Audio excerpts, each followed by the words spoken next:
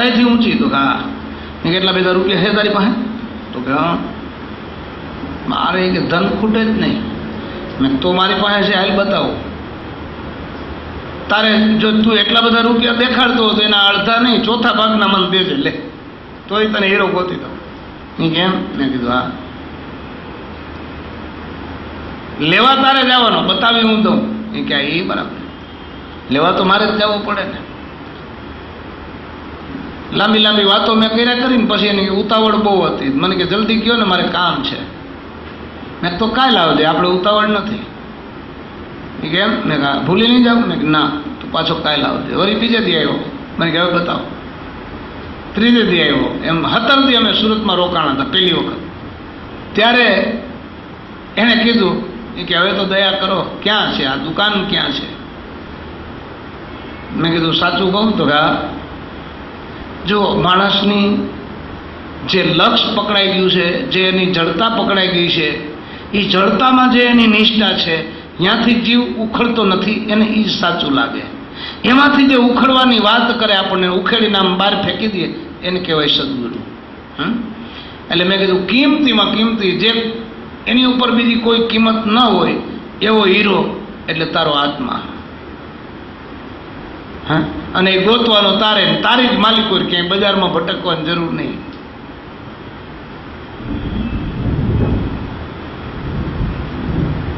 મને કે આ તો બહુ કિંમતી. મેં કીધું કિંમતી છે પણ ગોઈ તો ખબર પડે, ગોતી લે તો મને કે. અને તારો 1 રૂપિયો અમારે નથી જોતો, આમાં શું જોઈએ? એટલે કે હે એ હજી સંભાળે મને કે તમારે જેવી વાત હજી સુધી મને કોઈ કરી નથી. આટલો સ્વીકાર કર્યો ને, હે, પણ સંપૂર્ણ સ્વીકાર કરે તો હીરો મળી જાય ને. સદગુરુ એ શીખવાડે કે ભાઈ તમે આમ કરો ને, ફાફા મારવાનું બંધ કરો, ટાઈમ વયો જાય છે. ખોટી વાતું, ખોટા ગામ ગપાટા, તેરી મેરી, આઘાપાસી, સ્વાર્થ ને પ્રલોભન ને લોભ ને મોહ ને મોજ શોખ ને આ બધું મૂકો ટાંડી. પેલા તમે તમારા આત્માને ઓળખી લો. સદગુરુ એ બોધ આપે, એને કહેવાય સદગુરુ. તું પગે મને લાગી લે, પૈસા અહીં ધરી દે, પછી વાજા ભજન ન્યા કરજે, એમ નહીં. એ તો કૃષ્ણની જેમ એમ જ કહે, તું બધું આવીને અહીં ચરણમાં મૂકી દે, મારે શરણે થા. એ કહેવાય સદગુરુ. તો આ ગુરુના વચનમાં તાકાત છે, ગુરુના જ્ઞાનમાં એવી તાકાત છે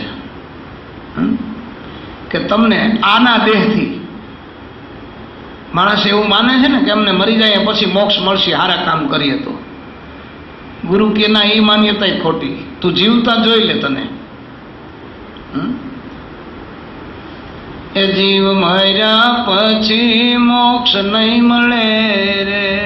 આમાં છે આપણા, હે, એ તારું જીવતા કરી લે જતન, જીવ મર્યા પછી મોક્ષ નહીં મળે રે. હે, મરી જા હું પછી મોક્ષ મળશે, પછી ને કેને ખબર. સંતો જે સાચા હતા, સદગુરુ જેને મળ્યા હતા, એ તો આમ બેઠા બેઠા કહેતા હતા મેં મોક્ષને જોયો. મારો મોક્ષ થતો તો એ મેં જોયો. અત્યારે વિજ્ઞાન છે ને, આપણું ઓપરેશન થતું હોય, ડૉક્ટર આપણને ટીવીમાં બતાવે જુઓ, અને દુખાવો થવા નથી. એમ આપણો જે મોક્ષ થતો હોય એ સદગુરુ આપણને બતાવે કે તું જો હું કહું એમ કહે. હે, તો પછી તને આ તારો દેહ છે ને એ નહીં ગમે, ઓટોમેટિક દેહાભિમાન વયું જશે. અત્યારે તને આની સુંદરતા લાગે છે, જોવું તમારે. પછી બહુ ઉંમર થઈ જાય, કરચલીઓ પડી જાય, હાલી ન હગે, હાથ ખોડીને ઊભો થાય, પછી આરે આમ જોયા કરે. જરાક ફેર પડી ગયો, હે, જરાક ફેર પડી, આમ જોયે, પછી એમ જોયા કરે. કળેશલીઓ પડી ગયો, કળેશલીઓ પડ્યું ત્યાં સુધી એમ જતી હતા ને કે કળેશલો પડશે હવે. હે, કળેશલો સમજો ને, નાંગાવાળો હોય આમ મોટો કળેશલો, એટલે શું? કાળ. એ પછી આપણને એવો ચોટે ને, છોડે નહીં. એટલે એ બોધ આપણને સદગુરુ આપે કે આ શરીર છે ને એનો મોહ છે એ ખોટો છે. ધનનો મોહ ખોટો છે, શરીરનો મોહ ખોટો છે, કુટુંબ પરિવારનો મોહ ખોટો છે, દીકરા ને દીકરીઓ ને વહુ ને પતિ ને પત્ની ને આ બધું વ્યવહારમાં બરોબર છે, જીવવું ત્યાં સુધી હરખું બરાબર, પણ એનો જે વળગણ છે ને એ બરાબર નથી. એટલે સંતો આપણને ચેતવે છે અને આ વાતમાંથી આપણને બહાર કાઢે, સાંસારિક આપણું જીવન છે એને બદલી નાખે, એને કહેવાય સદગુરુ.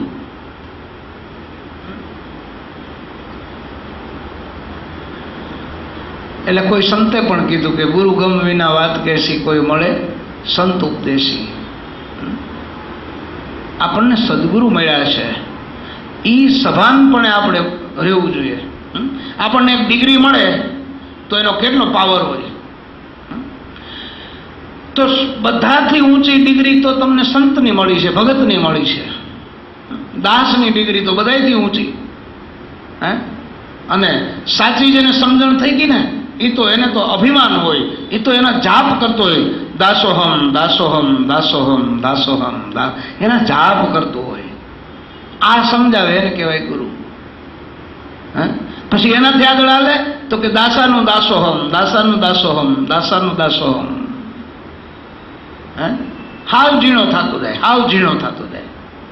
દાસાનું દાસાનું દાસોહમ, દાસાનું દાસાનું દાસોહમ, દાસાનું દાસાનું દાસોહમ. પછી એનાથી હેઠો જાય કે દાસાનું દાસાનું દાસાનું દાસોહમ, દાસાનું દાસાનું દાસાનું દાસાનું દાસોહમ, દાસાનું દાસાનું. બંધ થઈ ગયું. ધીમે ધીમે લય થઈ જાય. એ લય થઈ ગયા પછી એ જે લયમાં જે આપણી લય ભળી જાય ને તો એ પછી વિશાળ વ્યાપક છે ચેતના તમારી પોતાની. તો તમે ત્યાં પહોંચ્યા એટલે તરત જ વિશાળ થઈ ગયા. એ જે માર્ગ બતાવે એને કહેવાય સદગુરુ. આ બે આનાની કંઠીમાં પતી જાય એવું નથી. કપાળે ચાંદલો કરી લઈએ ને પતી જાય એવું નથી. અગરબત્તી બે કરી લઈએ ને પતી જાય એવું નથી. બે દીવા પેટાવી લઈને પગે લાગી લઈને પતી જાય એવું નથી. અને કદાચ 8-8 કલાક સુધી ધ્યાનમાં બેઠા રહીએ ને પતી જાય એવું એ નથી. લગ્ની જોઈએ અને સમજણ જોઈએ. આપણને સદગુરુ પ્રત્યેની, સદગુરુનો શબ્દ છે ને એ કેવો છે તો કે એના શબ્દમાંથી તો અનંત બ્રહ્માંડોની, જુઓ આ બ્રહ્માંડ છે, આપણામાં એક કથા છે એવી કે બ્રહ્મા વિષ્ણુ અને મહેશથી આ સૃષ્ટિનું સર્જન થયું. બ્રહ્માએ આની રચના કરી, શિવ વિષ્ણુ એનું પોષણ કરે અને આયુષ્ય પૂરું થાય ત્યારે શિવ એનો સંહાર કરે. આ 3 દેવોને મહેનત કરવી પડે ને. પણ સદગુરુના માત્ર એક શબ્દમાં 3 થઈ જાય. લ્યો તો એ શબ્દ કેવડો?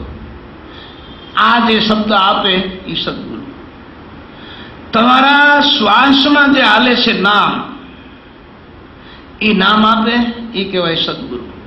બહારના નામ તો આપણે ગમે ત્યાંથી ચોપડીમાં વાંચીને લઈ લઈએ મળી જાય ને. એમાં ગુરુ કરવાની ક્યાં જરૂર છે? બધાને ખબર છે. પણ શ્વાસામાં કયું નામ હાલે છે? ઓલું એક ભજન છે ને, કોઈ ગાયું છે, મને આખું યાદ નથી. શ્વાસો કી માલા પે હું